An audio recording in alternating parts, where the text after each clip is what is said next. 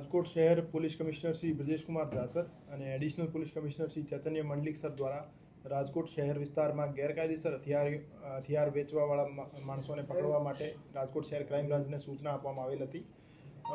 એ ડ્રાઈવના ભાગરૂપે અગાઉ પણ 4 હથિયારો પકડી પાડવામાં આવેલ હતા અને એ જ ગુનામાં વોન્ટેડ આરોપી ધીરાભાઈ મોહનભાઈ કુકડિયા જે સાયલા સુરેન્દ્રનગરના રહેવાસી છે એ જૂના ગુનામાં વોન્ટેડ હતા અને આજે ક્રાઇમ બ્રાન્ચને માહિતી મળી હતી કે એ રાજકોટ શહેર આવે છે।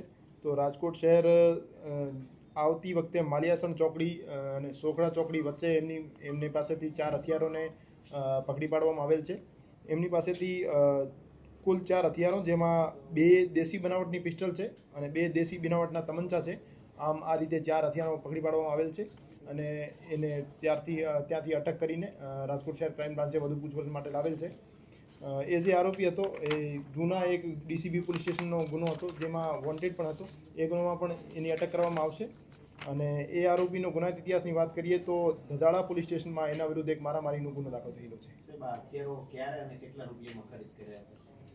એ હથિયારો ધીરાભાઈ મોહનભાઈ કુકડિયા નામના જે આરોપી છે એને એમપી ખાતેથી એક સપ્લાયર છે એમની પાસેથી 3 થી 4 વર્ષ પહેલાં ખરીદ્યા હતા અને એ સેલ્ફ પ્રોટેક્શન માટે પણ હથિયારો રાખતો હતો અને જે એની આજુબાજુના મિત્રો અને બીજા માણસો છે આપરાધિક તત્વો એમને પણ અમુક વખતે સપ્લાય કરતો હતો।